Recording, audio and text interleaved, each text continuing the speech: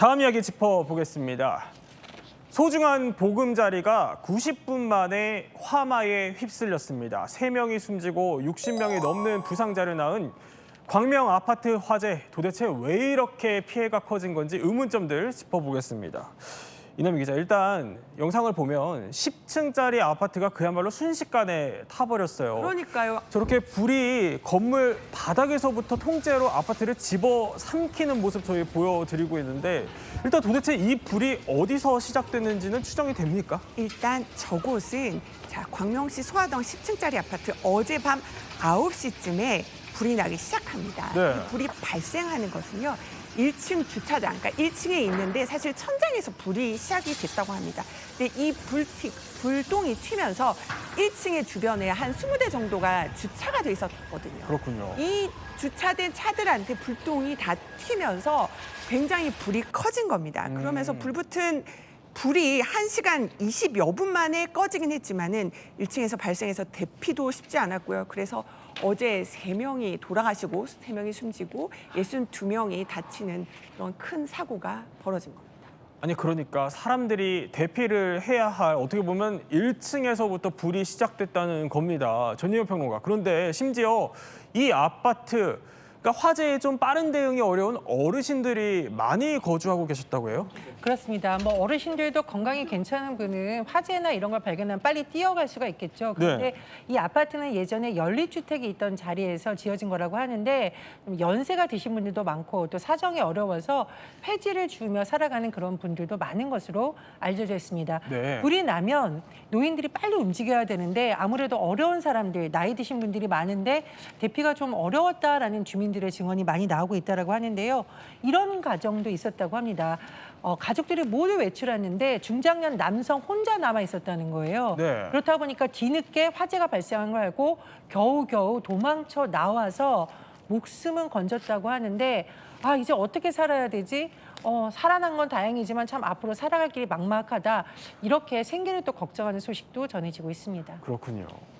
주민들이 어쨌든 당시에 끝도 없이 치솟는 화마 때문에 그 영상을 보면 1층이 아니라 결국에는 옥상으로밖에 대피할 길이 없었던 겁니다.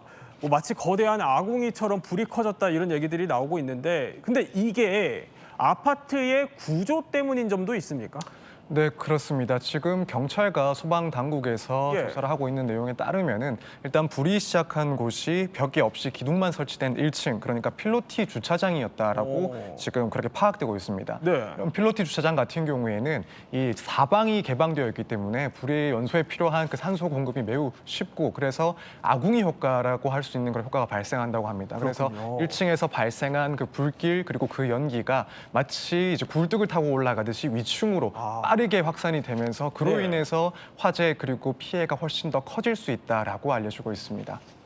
아니, 그런데 전희연 평론가, 목격자들에 따르면은 이런 얘기들도 있었어요. 불이 날 당시에 마치 폭탄이 터지는 것 같은 굉음이 계속 났다고 하거든요. 그럼 이것도 필로티 구조 문제와 좀 연관이 있을까요? 예, 전문가들 사이에서는 이 필로티 구조가 이른바 폭발과 연관되어 있다는 분석이 많이 나오고 있습니다.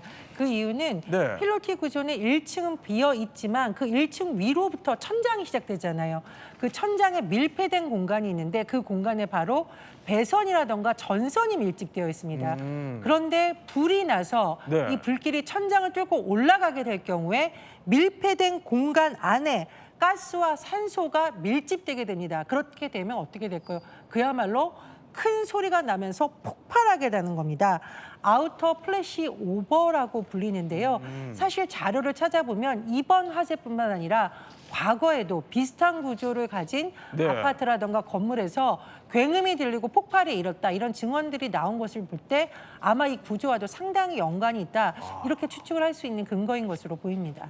그러니까 필로티 이 구조 건물이 화재에 취약하다는 거예요. 그런데 이 필로티 문제가 비단 오늘뿐만의 문제가 아니라 이게 10년 전부터 계속 지적되었던 거 아니에요? 제가 방송 통해서 그 제천 스포츠센터 화재 참사 2017년에 9년 만에 최악의 참사라는 얘기가 나왔습니다. 스포츠센터 화재로 그때 29명이 숨지는 사고였는데, 지금 보면 저 건물 자체도 1층이 바로 필로티 구조였어요. 그렇네요. 기둥으로 돼 있는 건데 이 주차장 불이 붙으면서 더 크게 화재가 됐고 결국 최악의 그 29명이나 숨지는 큰 사고가 벌어졌습니다. 게다가 이중 주차된 차들 때문에 소방차도 제대로 못 들어가서 정말 피해를 키웠었거든요. 이 부분 때문에 저 제천스포츠센터 화재 때문에 필로티 구조, 건축물 안전성을 더 도모할 수 있는 법안도 만들고 굉장히 그런 법안들까지 많이 나왔지만 네. 이번에도 이렇게 비슷한 사고가 일어난 겁니다. 자, 이렇게 이번 화재를 비롯해서 이런 필로티 건물 화재의 공통점은요. 1층에서 불이 시작해서 걷잡을 수 없이 번진다는 점이죠. 그래서 분명 제천 화재 때 필로티 건물의 안전을 확보하도록 법이 개정되었었는데 그런데 이번에도 일부 구역에 스프링클러가 없었다는 얘기가 있어요. 네, 지금까지 나오고 있는 내용에 의하면은 일단 이 아파트 지하 주차장에는 스프링클러가 있었는데 네. 지상 주차장에는 스프링클러가 없었다라고 합니다. 지상에는. 네, 그렇습니다. 또 한편으로는 또 조사를 해봐야 되겠지만 화재에 취약한 그런 내외장재가 쓰여졌을 가능성 여부도 이제 좀 확인을 해봐야 되는 사항으로 보입니다. 네. 사실 2018년에 이렇게 스프링클러의 설치 의무를 확대하는 그런 법률 개정안이 통과가 됐고 이후에 이제 설치되는 그리고 건설되는 그런 건물들에는 일정 요건이 충족되면 스프링클러를 의무적으로 설치하게 되어 있습니다. 근데 이제 문제는 소급효가 적용되지 않기 때문에 그 이전에 이제 건축된 그런 건물들에 대해서는 특별한 사유가 없다라고 한다면 이것이 의무가 아닙니다.